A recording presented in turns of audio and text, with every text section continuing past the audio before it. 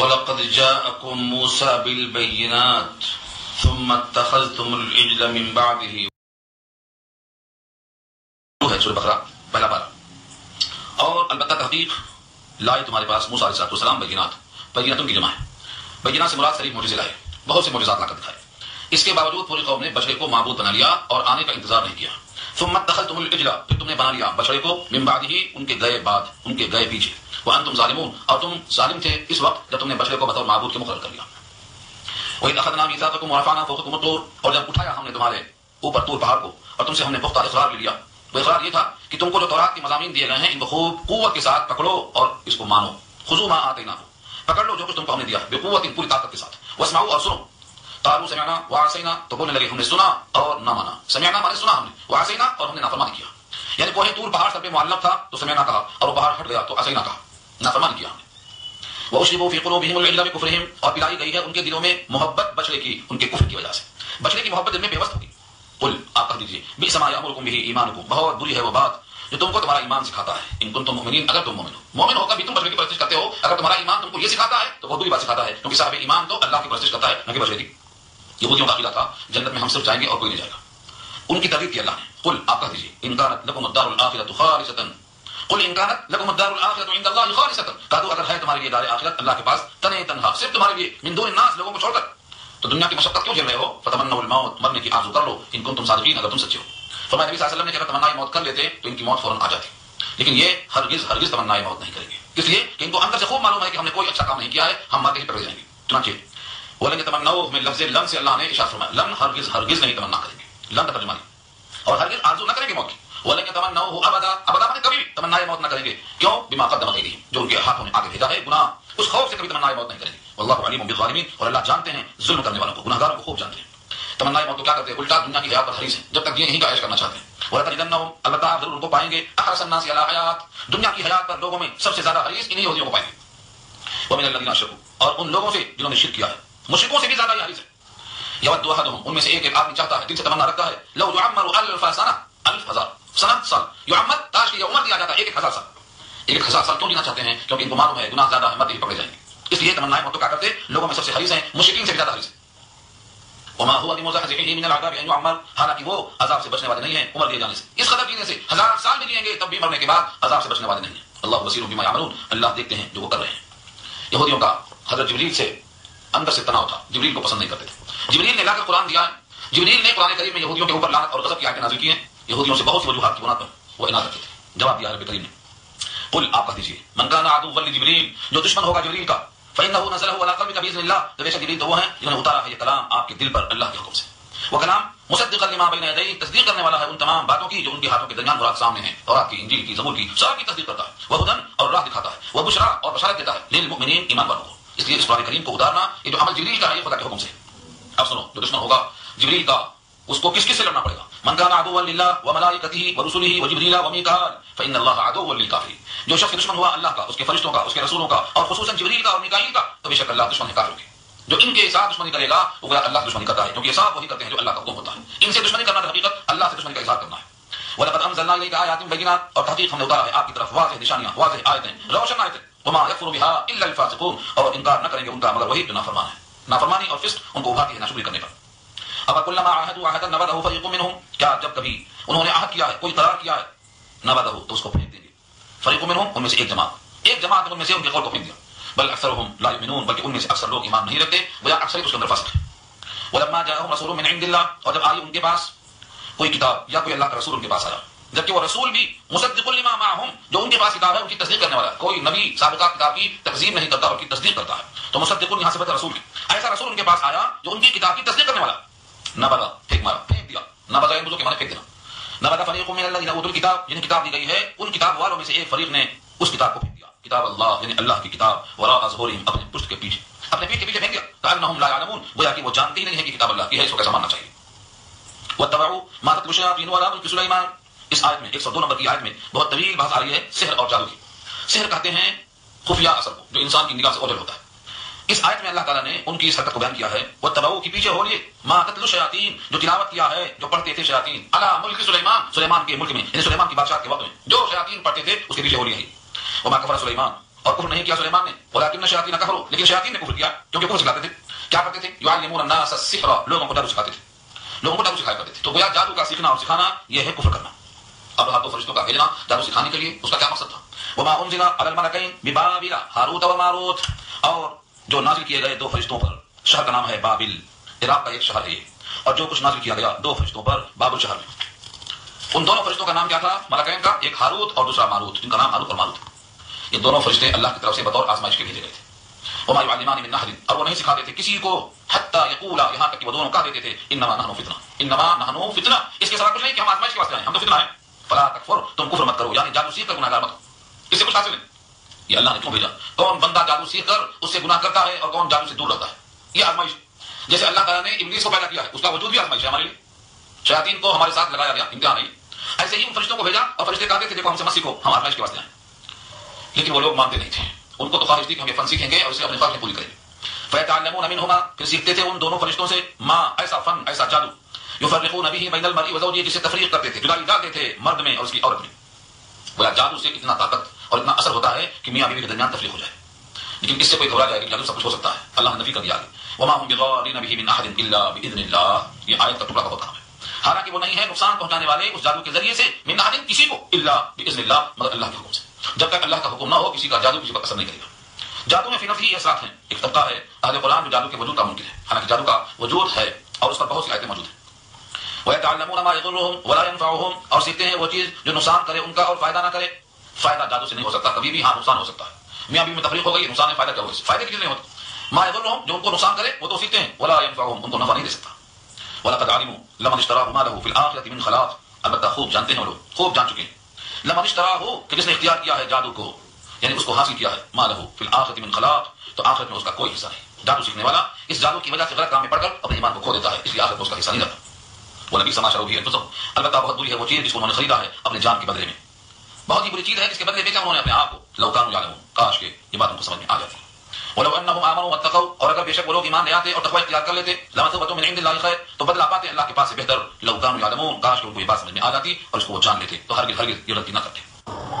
کہ اگر وہ یہودی ایمان لے آتے اور تقوی اختیار کر لیتے تو جو تقوی اختیار کرنے پر بدلہ اللہ کے پاس سے ملتا وہ بہتر ہوتا، کاش وہ بات جان لیتے. یہودیوں کی بہت سی شرارتوں کا ذکر اوپر آ چکا ہے. ان کے اخلاق کی گراوٹ کا بھی حال قرآن بیان کرتا ہے. ایک لفظ ہے راعنا، رے الف عین نون الف، راعنا. راعنا کا لفظ نبی کریم صلی اللہ علیہ وسلم کو مخاطب کرتے ہوئے یہودی استعمال کرتے تھے، جس کے دو معنی نکلتے ہیں. ایک راعنا کے معنی آتے ہیں ہماری رعایت کیجیے، ہمارا خیال رکھیے، ہم پر نظر رکھیے. تو راعنا کے معنی ہماری رعایت کرنا، نظر کرم کرنا، یہ ظاہری معنی. اور دوسرے معنی ہوتے ہیں راعنا کے ہمارے چرواہے. یہ بھی معنی اس کا ہے، کیونکہ راعی کہتے ہیں چرانے والے کو، جو بکریاں چرائے، اونٹ چرائے، اس کو راعی کہتے ہیں. اور اس میں نون زبر نہ لگائے تو ہمارے، تو ملا کر ہوگا ہمارے چرواہے. یہ دو معنی عربی زبان کے لحاظ سے ہوتے ہیں، اور ان کی جو زبان الگ تھی، اس زبان میں رائنا کے معنی کوئی گالی کے ہوتے تھے. وہ عربوں کو پتہ بھی نہیں چلتا. جیسے آپ تیلگو، آپ کو نہیں آتی، تیلگو میں کیا کہا آپ کو پتہ نہیں چلتا. تو اس زمانے میں جو ان کی زبان تھی یہودیوں کی، اس زبان میں رائنا میں کچھ گالی کا مفہوم بنتا ہے. ایسے لفظ کو بول کر نبی کی محفل میں خوش ہوتے تھے کہ پہلے ہم تنہا مذاق اڑاتے تھے، اب ہم کو دیکھا دیکھی کمزور مسلمان بھی نبی کو رائنا کہہ کر مخاطب کرتے ہیں، گویا ہمارے ساتھ مذاق میں یہ بھی شریک ہو گئے. اس طرح سے وہ خوش ہوتے تھے. اب تک تو ہم اکیلے ہی کرتے تھے استہزاء، اب ہمارے ساتھ مسلمانوں کا ایک گروہ بھی شامل ہو گیا، یہ کہہ کر اندر اندر خوش ہوتے تھے. اللہ تعالیٰ نے ایمان والوں کو خطاب کر کے لفظ رائنا کے استعمال سے روک دیا، کہا یہ رائنا کا استعمال ہی مت کرو. یا ایھا الذین آمنوا، اے وہ لوگ جو ایمان لے آئے ہو، لا تقولوا، مت کہو رائنا، یعنی رائنا مت کہو. لا تقولوا کا مفعول رائنا ہے، رائنا کا لفظ مت کہو. پھر اس کے بدلے میں کیا کہا جائے، اس کا بدل کیا ہے؟ فرمایا وقولوا، اور کہو انظرنا، ہم پر نگاہ کرم ڈالیے، واسمعوا، اور ہماری بات کو سن لیجیے. یعنی جو جملے بالکل واضح ہیں ایسے جملے استعمال کرو. انظرنا کہو، واسمعوا کہو. جس جملے میں دوسرے معنی کا احتمال ہے ایسے لفظ کا استعمال ہی کیوں کرو؟ یہاں سے فقہاء نے کئی مسائل کا استعمال اس طرح کیا ہے کہ جس لفظ میں مشابہ ہو، جس لفظ میں شبہ ہو، جس لفظ میں کسی اور چیز کے معنی کا احتمال ہو، جس میں کسی کی دل شکنی ہو، جس میں کسی کو دھوکہ ہو سکتا ہو، ایسے لفظوں کے استعمال سے بچنا چاہیے. خاص طور سے مذہبی معاملات میں کسی نے کہا یہ دعا پڑھ لو اور آپ نے شروع کر دیا پڑھنا اس کے بولنے سے، اور اس میں پورے الفاظ شرک بھرے ہوئے ہیں، تو گناہگار تو وہ بھی ہوگا لیکن آپ بھی تو ہو رہے ہیں. تو خاص طور سے ایسے الفاظ جس میں شائبہ شرک ہو یا شائبہ خطا ہو یا گناہ کا امکان ہو، ایسے لفظ کو استعمال کرنے سے اللہ نے روکا. لہذا ایسے لفظ کا استعمال کرنا چاہیے جو بالکل بے غبار ہو، صاف ستھرا لفظ ہو. خاص طور سے اللہ اور رسول کے معاملے میں، تاکہ گستاخی رسول کا ارتکاب نہ ہو، تاکہ عقیدہ خراب نہ ہو، تاکہ کسی طریقے سے بد اخلاقی کا الزام نہ ہو. ایسے لفظوں کا استعمال کرنا چاہیے جو بالکل صاف ستھرے ہوں. یہ اس آیت کا ظاہری مطلب ہے. تو پہلی بات ظاہر کرنا ہے کہ یہودی اتنے شریر ہوتے ہیں کہ ایسے بد اخلاقی کا مظاہرہ کرتے ہیں، اور مومن کو ایسے لفظوں سے اجتناب کرنا چاہیے. وَلِلْكَافِرِينَ عَذَابٌ أَلِيمٌ، اور کافروں کے لیے المناک عذاب ہے. یعنی یہاں کافروں کا ذکر نہیں ہے لیکن کافرین کے لیے عذاب ہے. المناک کیوں کہا؟ یعنی جو نبی کے ساتھ ایسے بد اخلاقی کا مظاہرہ کرے گا اس کے ایمان کے چلے جانے میں اب شبہات کی گنجائش کہاں ہے؟ جس کے دل میں نبی کی عظمت کے بجائے نبی سے مذاق کرنے کا سوچ رہا ہو وہ ایمان والا کیسے ہو سکتا ہے؟ یعنی ظاہر کر دیا بد اخلاقی اللہ و رسول کے ساتھ، استہزاء اور تمسخر اللہ و رسول کے ساتھ، یہ کفر ہے، ایمان کے سلب ہونے کا ذریعہ ہے. اس لیے فرمایا وَلِلْكَافِرِينَ عَذَابٌ أَلِيمٌ، اور کافروں کے لیے المناک عذاب ہے. یہ تو ہوا بد اخلاقی کا مظاہرہ. دوسرا ان کا عقیدہ کیا تھا اگلی آیت میں؟ کہ ان کے دل میں تمنا تھی کہ مسلمانوں پر کوئی اچھی چیز اللہ کی طرف سے نہ نازل ہو، کوئی ایسے احکامات نازل نہ ہو، اللہ کی طرف سے کوئی صحیح رہنمائی نہ ملے ان کو، یا ایسے ہی دبے ہوئے کچلے ہوئے سامے ہوئے بیکار پڑ گئے. آپ کو نبی صلی اللہ علیہ وسلم کے مدنی دور کا مطالعہ کرنا پڑے گا.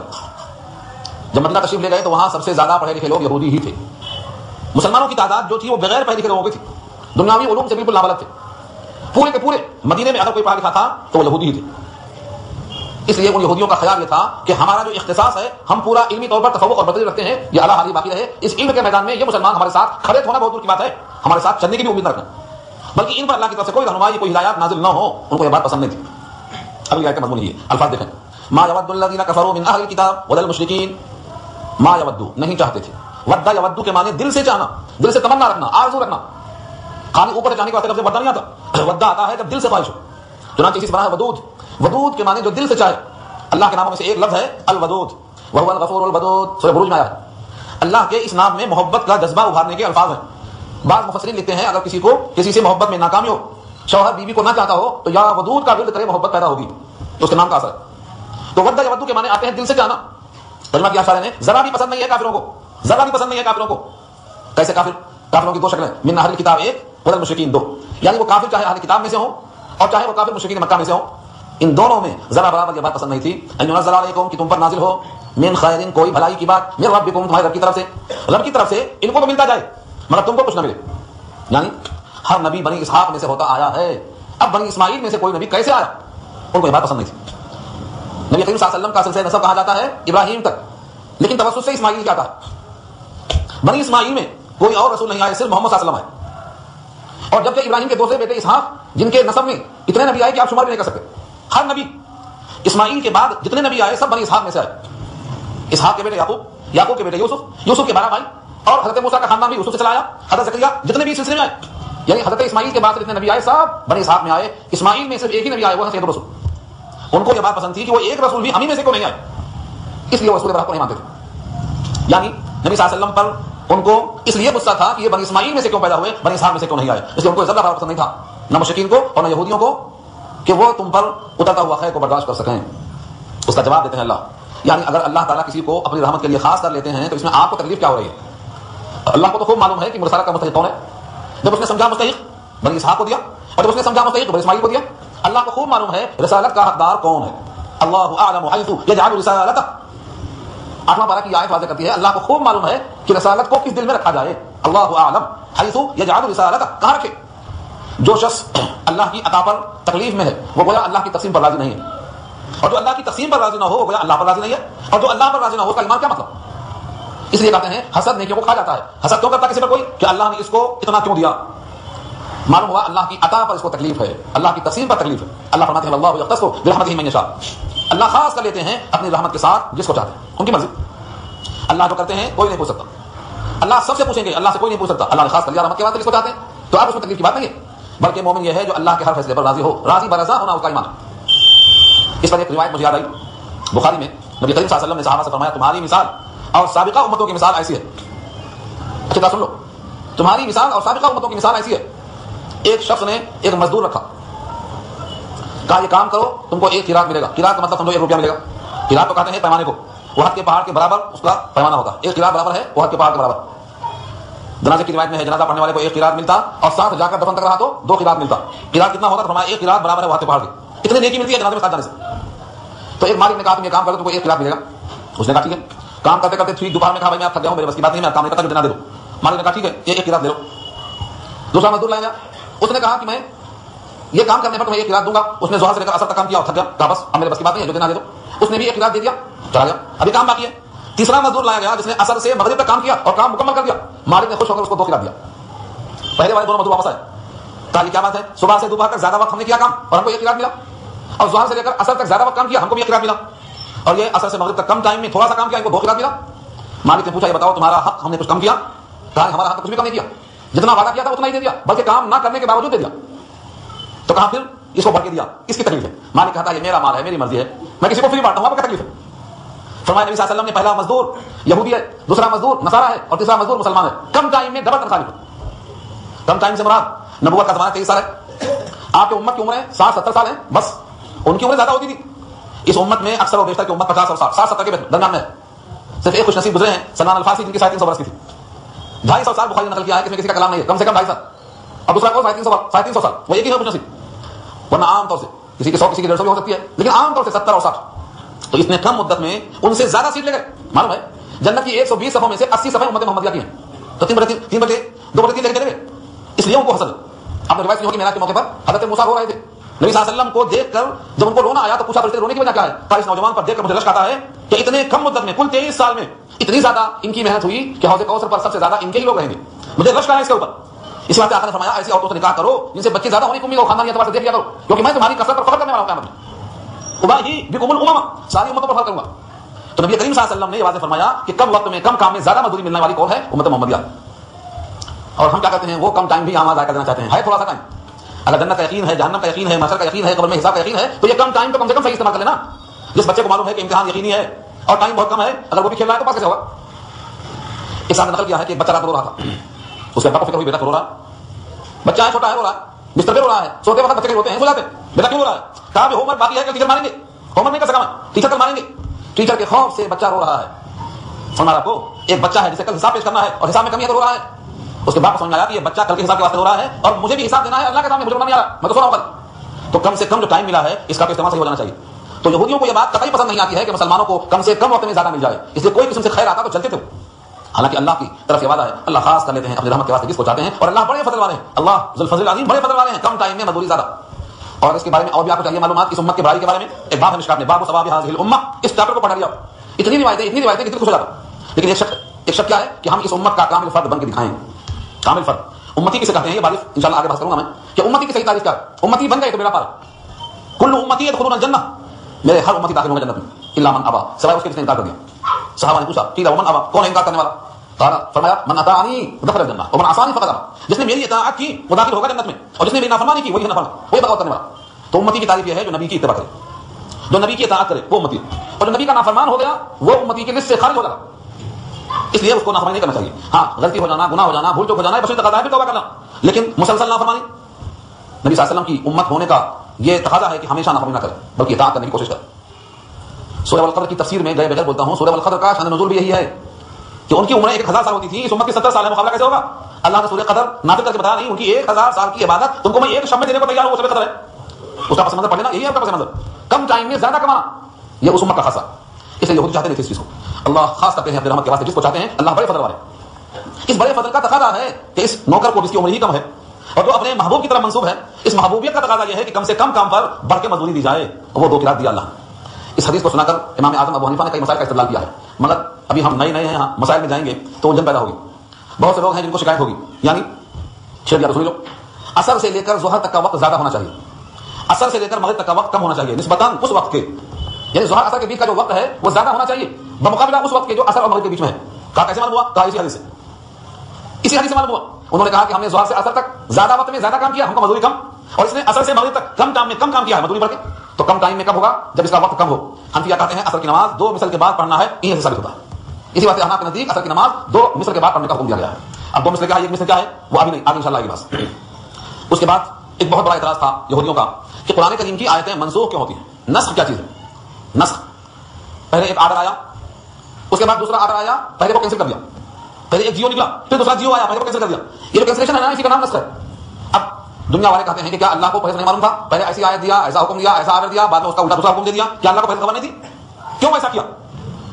تفسیر میں مفسرین نے پہلے کہا 200 آیتیں منسوخ ہیں, بہت گھٹتے گھٹاتے آخر میں شاہ رحمۃ اللہ دہلوی تک بات پہنچی, انہوں نے کہا نہیں 5 آیتیں منسوخ ہیں. علامہ سیوطی نے کہا 20 آیتیں منسوخ ہیں مختلف لوگوں نے. اب ناسخ اور منسوخ کیا چیز ہے؟ اس آیت سے یہ آیت منسوخ ہے، پہلے یہ حکم تھا اب یہ حکم آیا. مثال کے طور پر 7ویں پارے میں 5ویں پارے میں کئی باروں میں آیتیں ہیں، میں ایک نمونہ دے دوں تاکہ آپ کو اندازہ ہو جائے. قرآن کریم میں اللہ کا حکم یہ ہے کہ جب ہم کبھی کوئی آیت منسوخ کرتے ہیں یا بھلا دیتے ہیں ذہنوں سے تو اس سے بہتر آیت لاتے ہیں دوسری، یا اس جیسی دوسری آیت لاتے ہیں کم سے کم. حکم تھا جو عورتیں بے حیائی کا ارتکاب کریں تو ان کو گھروں میں قید کر دو یہاں تک کہ عمر جائیں. ان کو گھروں میں قید کر دو. فامسکوہن فی البیوت حتی یتوفاہن الموت، یہ آیت ہے. جو عورتیں تم میں بے حیائی کا ارتکاب کریں ان کے لیے سزا کیا تھی؟ گھروں میں قید کر دو. واللاتی یاتین الفاحشۃ من نسائکم فاستشهدوا علیہن اربعۃ منکم فإن شہدوا فامسکوہن فی البیوت حتی یتوفاہن الموت او یجعل اللہ لہن سبیلا. پہلے گواہوں کو طلب کرو، ثبوت ہو جائے تو گھروں میں قید کر دو. کب تک؟ جب تک کہ مر نہ جائیں، یا پھر اللہ کو راستہ اور عطا فرما دیں. یہ آیت پر عمل ہوا کہ نہیں ہوا، مگر یہ آیت موجود ہے، حافظ یہاں بہت ہیں، جب چاہے کھول کے چیک کر لو. یہ قرآن کریم کی آیت. اس کے بعد دوسرا حکم آیا کہ اگر عورتیں بے حیائی کا ارتکاب کریں اور گواہ مل جائیں اور شادی شدہ ہوں تو ان کو سنسار کر دینا ہے، اور شادی شدہ نہ ہو تو 100 کوڑے مارنا ہے. اور گھر میں قید کرنا موت تک، یہ کینسل ہو گیا. تو جس کو کینسل کر دیا گیا اس کو منسوخ، اور جس آیت کے ذریعے کینسلیشن آیا ہے اس کو ناسخ. یہ قرآن کریم میں بہت. اب کوئی تفسیر کرنے بیٹھ گیا، اسے پتہ نہیں ہے ناسخ کون سی منسوخ کون سی، تو کیا کرے گا؟ حضرت علی کے بارے میں اسی آیت پر لکھا ہوا ہے. ایک صاحب بیان کر رہے تھے مسجد میں بیان، حضرت علی کرم اللہ تشریف لائے، پوچھا تم کو ناسخ اور منسوخ کا علم معلوم ہے؟ اس نے کہا نہیں. کہا نکلو آئندہ دوبارہ بنانے. یعنی قرآن کریم کے بارے میں اس وقت تک گفتگو کرنا درست نہیں جب تک تمہیں ناسخ و منسوخ کا علم نہ ہو، کیونکہ تم جس چیز پر زور دے کے کہنے کہ ایسا ہے پتا نہیں تمہیں کہ وہ منسوخ ہے کہ باقی ہے. تو ناسخ اور منسوخ کا علم ہونا چاہیے. ایک اور مثال دے دوں آپ کو. پہلے حکم تھا رمضان کا روزہ آیا، روزہ رکھنے کی طاقت ہے لیکن آپ روزہ رکھنا نہیں چاہتے ہیں تو آپ فدیہ دے دیجیے. فدیہ دے دیجیے 2.25 سیر گیہوں، یعنی 1 کلو 666 گرام. یہ ایک روزے کا بدلہ. طاقت ہے، جوانی ہے تبھی. یہ پہلا حکم آیا. یہ سورۃ بقرہ میں آئے گا، جب وہ آیت آئے گی جب بتاؤں گا. دیکھو وہ آیت ابھی تو ہم نے شروع کیا ہے نا، ابھی تو ایک بار بھی نہیں ہوا. وعلى الذين يطيقونه فدية طعام مسكين فمن تطوع خيرا فهو خير له وان تصوموا خير لكم ان كنتم تعلمون. یعنی روزہ رکھنے کی طاقت ہے پھر بھی دے دو فدیہ. کتنا؟ 1 مسکین کا کھانا، جس کی مقدار ہے تو کھانی یہی. اور اگر چاہتے ہو کہ روزہ رکھ لو بجائے فدیہ کے تو تمہارا روزہ رکھنا بہتر ہے فدیہ دینے کے مقابلے میں. یہ بات، یہ حکم تھا. دوبارہ حکم آیا فمن شہد منکم الشہر فلیصم. جس کو رمضان کا مہینہ مل جائے اسے روزہ رکھنا چاہیے. پہلا دیو کینسل ہو گیا. اب طاقت ہے اور فدیہ دینا چاہتے ہیں، نہیں فدیہ نہیں چلتا. فدیہ ان کے حق میں باقی رہ گیا جو شیخ فانی ہیں، اتنے بوڑھے ہیں کہ اب ان کو دوبارہ جوانی کی طاقت نہیں. ریوائنڈ تو ہو نہیں سکتے کہ پہلے 90 سال کے تھے اب 25 سال کے ہو جائیں. اب تو آگے جانا ہے نا. اتنا بوڑھا کہ اب اس کو طاقت کی امید نہ ہو، اس کو شیخ فانی کہتے ہیں. یہ فدیہ اس کے حق میں آج بھی باقی ہے. لیکن بچے لوگوں کے واسطے فدیہ دے کر روزہ کھولنا جائز نہیں ہے، روزہ رکھنا ہی ان کے ذمہ فرض ہے. ایسی کم سے کم آپ چاہیں تو 20 آیتیں ملتی ہیں. الفوز الکبیر میں شاہ ولی اللہ دہلوی رحمۃ اللہ علیہ نے 20 آیتیں کوٹ کی ہیں. تو اس آیت میں اسی کا ذکر آ رہا ہے. اللہ فرماتے ہیں ما ننسخ من آیت، نہیں منسوخ کرتے ہم کوئی آیت، او ننسیھا ناتی بخیر منھا، یا ہم ان کو ذہنوں سے فراموش نہیں کرتے مگر لاتے ہیں بہتر اس سے، او مثلھا یا اسی کی طرح. تو بیا اللہ منسوخ بھی کرتے ہیں، اللہ ناسخ بھی کرتے ہیں. اللہ اسے بہتر لاتے ہیں کہ وہ جیسی آیت لاتے ہیں. اب رہا یہ اشکال، کیا اللہ کو پتہ نہیں کہ پہلے سے حکم ایسا کرتے تھے؟ یہ چینجنگ کیوں ہو رہی ہے؟ چینجنگ تو ہوتی ہے نامعلوم ہونے کی وجہ سے، اور اللہ کا علم ہر چیز کو محیط ہے. اس کی ایک مثال دیا ہے کہ منسوخ کی 3 شکلیں ہیں، لیکن تینوں شکلوں کو عوام سے کوئی تعلق نہیں ہے. اس کی ایک شکل بتاتا ہوں جو عام سمجھ میں آتی ہے. ایک حکیم صاحب کے پاس گیا. حکیم صاحب کو معلوم ہے کہ یہ مریض کو 1 مہینہ دوا کھلانا پڑتا، لیکن شروع کے 10 دن یہ دوا ہے اور اتنی مقدار ہے، اس کے بعد کے 10 دن میں دوسری دوا ہے اس کی اتنی مقدار ہے، اور اس کے بعد کے 10 دن میں یہ دوا ہے اور اتنی مقدار ہے. لیکن ڈاکٹر صاحب اگر پہلے دن بولنے میں بتاؤ دوا 3 قسم کی کھانا ہے، اتنے چمچے یہ اتنے چمچے یہ، تو کہتا ہے یہ کیا الجھن ڈال دیا. تو حکیم صاحب کیا کرتے ہیں؟ 10 دن کی دوا دے کے بولتے ہیں یہ کھاؤ. ان کو معلوم ہے کہ 10 دن کے بعد میں یہ چینج ہونے والی ہے، دوا بدلے گی، یہ فرق پڑنے والا ہے، لیکن ابھی ان کو ظاہر نہیں کرتے. اب وہ آتا ہے 10 دن کے بعد تو کہتے ہیں اس کو بدل دو، یہ کھاؤ. حکیم صاحب کے علم میں تھا، مگر مریض کی حالت اس بات کا تقاضا کرتی تھی کہ سارے مسائل ابھی ان کو مت دے دو. تدریجاً ان کی سہولت کے لیے پہلے یہ گولیاں 10 دن پھر یہ گولیاں 10 دن. یہ تبدیلی کا علم پہلے سے تھا حکیم کو، لیکن مریض کی سہولت کی خاطر ایسا کیا گیا. اب مثال دے دوں، اللہ کو پہلے سے معلوم تھا کہ شراب بند کرنا ہے، فیصلہ تھا اللہ کا، لیکن مکے والوں کو شراب ایسا مزہ لگا ہوا تھا کہ ایک بار کی وہ بریک مارنے کے لائق نہیں تھے. پہلے ان سے کہا گیا شراب پی کر نماز پڑھنا اچھا نہیں ہے، کم سے کم نماز کے ٹائم پہ چھوڑ دیا کرو پینا. پہلے یہ حکم آیا. تھوڑا تھوڑا بریک پڑنا شروع ہو گیا کہ بھائی کب پینا کب نہیں پینا، کب پینا اور کب نہیں پینا. یہاں تک کہ غزوہ وحد تک شراب پیتے رہے لوگ. اور بخاری کی روایت ہے بعض شہید جو شہدائے بدر ہیں، شہدائے وحد ہیں، ان کے پیٹ میں بوقت شہادت شراب تھی، کیونکہ اس وقت بنانے کی گئی تھی. اس کے بعد دوسری آیت آئی کہ یہ جوا اور یہ 500 کے تیر اور یہ شراب یہ سب شیطانی کام ہے، کیا تم اس سے باز نہیں آؤ گے؟ تمہارے سب اس کے بعد رک گئے. اور بھی آیتیں ہیں، اب میں ادھر جاؤں گا کہ یہاں بات رک جاتی. 3 اسٹیپ میں شراب کو بند کیا اللہ نے، 3 طریقے پر. تو کوئی بھی کام ایک دم نافذ نہیں کیا. پردہ سن 5 ہجری کے بعد آیا. سود کی حرمت مدینہ میں جانے کے بعد آئی. مکے کے 13 سال میں کوئی حکم دیا نہیں اللہ نے، صرف آخرت توحید رسالت توحید رسالت پورے مکہ کے 13 سال. کیوں؟ کیونکہ جب تک یہ پختہ نہ ہو جائے اپنے ایمان میں یہ حکم مانیں گے کیسا؟ جاننا اور ہے ماننا اور ہے. آپ کتنے مسلمان ہیں جو جانتے ہیں کہ نماز پڑھنا فرض ہے لیکن ماننے والے 20% نہیں ہیں. تو مکے کے جو مسلمان تھے ان کو اللہ کے نبی نے ایسا بنایا کہ جو جانے وہ مانے. جو حکم آئے وہ کریں. اس لیے 13 سال تک صرف ان کا ایمان، ان کی فکر آخرت، ان پر اتنا زور دیا. اس لیے ساری مکی آیتیں میں ٹٹول کر دیکھیں گے تو آپ کو توحید رسالت آخرت ہی ملے گا مضمون. اور جب کوئی توحید رسالت آخرت مان لے تو اس کے لیے نماز پڑھنا آسان ہے، جھوٹ بولنا مشکل ہے، غیبت کرنا مشکل ہے، کیونکہ اس کو حساب دینے کی فکر لگ گئی. پوری مکی آیتوں میں توحید رسالت آخرت اور مدنی آیتوں میں احکامات شروع ہوئے. اس لیے منسوخ ہونا اللہ کے علم کی نفی نہیں کرتا، بلکہ ہمارے احوال، ہمارے حالات. قرآن کریم میں ایک جگہ پر سوال کیا تھا کافروں نے کہ پورا قرآن باقی کیوں نہیں آیا، تورات کی طرح، زبور کی طرح، انجیل کی طرح. اللہ نے کہا اسی لیے تاکہ آپ کا دل مضبوط ہو جائے، آپ اس کے خوگر ہو جائیں، آپ اس کے عادی بن جائیں. تو قرآن کریم کی آیتیں منسوخ ہیں. اس منسوخ ہونے میں بندوں پر شفقت ہے، اللہ کے علم کی کمی کا اظہار ہرگز نہیں، کیونکہ اللہ کا علم ہر چیز کو محیط ہے. وکان اللہ بکل شیء محیطا وقد احاط بکل شیء علما. اللہ نے ہر چیز کو احاطے میں رکھا ہے اپنے علم کے لحاظ سے، صرف بندوں کی شفقت کے واسطے منسوخ کیا ہے. تو قرآن کریم کی آیتیں بھی منسوخ ہیں اور ناسخ بھی ہیں. اب کتنی آیتیں منسوخ ہیں، کتنی آیتیں ناسخ ہیں، اس کے لیے آپ کو اگر پڑھنا ہی شوق ہے تو جلالین کی شرح کمالین دیکھ لیجیے، اکٹھا مل جائے گی لسٹ، آپ کو اکٹھا مل جائے گی. اس آیت سے یہ آیت منسوخ ہے، اس آیت سے یہ آیت منسوخ ہے، ان تمام کو اکٹھا کرنا ہے تو آپ وہاں پر دیکھ سکتے ہیں. تو اس آیت میں جب نسخ اور منسوخ کا ذکر آیا تو یہودیوں نے اشکال کیا کہ یہ کیا طریقہ ہے، پہلے ایک حکم پھر دوسرا حکم. اللہ نے ان کی تردید کیا، ما ننسخ من آیت، نہیں منسوخ کرتے ہم کوئی آیت، موقوف کرتے کوئی آیت، او ننسیھا یا اس کو بھلا دیتے ذہنوں سے، ناتی تو لے آتے ہم بخیر منھا، اس سے بہتر، او مثلھا یا اسی کے مثل. الم تعلم، کیا تم کو یہ بات نہیں معلوم، ان اللہ علی کل شیء قدیر، اللہ ہر شے پہ قادر ہیں. اس کی قدرت میں سے یہ بھی ہے کہ اپنا کلام بدل دیا. پہلے یہ حکم تھا، اب یہ حکم ہے. پہلے حکم تھا کہ تم سب جاؤ فلاں کام پر، اب حکم آیا کہ کچھ لوگ مت جاؤ. اللہ کا حکم، اللہ کا کلام، اللہ کو تبدیل کا پورا حق ہے. تو بہرحال ناسخ اور منسوخ جس طرح قرآن میں ہے، ایسے ہی ناسخ اور منسوخ حدیثوں میں بھی ہیں.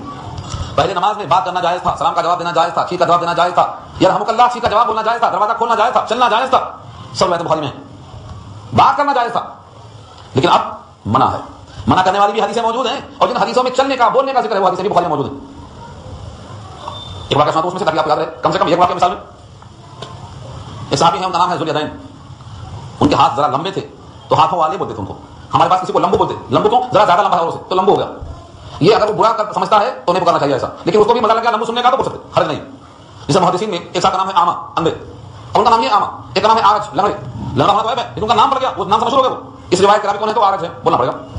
تو اگر کوئی آدمی برانی محسوس کرتا ہے اپنے اس نام سے تو بولنا درست ہے، لیکن اس کو تکلیف ہو رہی ہے تو ایسا بولنا درست نہیں ہے. تو وہ ذوالیدین تھے، لمبے ہاتھوں والے، نبی صلی اللہ علیہ وسلم کے پیچھے نماز میں موجود تھے. سلام پھیرنے کے بعد انہوں نے کہا کہ اے اللہ کے نبی، کیا نمازوں میں کمی کر دی گئی ہے یا آپ بھول گئے؟ آپ کو صرف صلاۃ ام نسیت یا رسول اللہ. اس طرح سے آج آیا بخاری میں یہ سبق مطالعے میں نہیں، آج بخاری پاتے پاتے سے کتاب العلم میں روایت موجود ہے بخاری میں. کیا نمازوں میں کمی ہو گئی یا آپ بھول گئے؟ صحابی میں بھی روایت آئی ہے، آقا نے فرمایا نہ میں بھولا ہوں نہ نمازوں میں کمی آئی ہے. پھر تھوڑی دیر کے بعد آپ نے لوگوں سے مخاطب ہو کر پوچھا صدقہ، کیا اس نے صدقہ، کیا جو اس نے بات کہی ہے یہ درست ہے؟ تب لوگوں نے کہا کہ ہاں، نماز میں بجائے 4 رکعت کی 2 رکعت پڑھا آپ نے. آج ظہر کی نماز تھی، عصر کی نماز تھی، 2 رکعت پڑھا تھا پھر دیا آپ نے. اس کے بعد نبی صلی اللہ علیہ وسلم کھڑے ہوئے اور بقیہ 2 رکعت کو اسی میں ملا کر پڑھ دیا. صحابی میں بھی روایت ہے، بخاری میں بھی روایت ہے. اب سوال یہ ہے کہ آپ نے بات کیا، سوال کا جواب دیا، صحابہ سے مخاطب ہوئے، سلام پھیر دیا، قبلے سے منہ پلٹا کر بیٹھ گئے، اس کے بعد پھر اسی پر 2 رکعت آگے پڑھ دیا. اب جائز ہے کیا؟ میں آپ سے پوچھتا ہوں، آپ کا کام ہے کچھ، اب جائز نہیں ہے.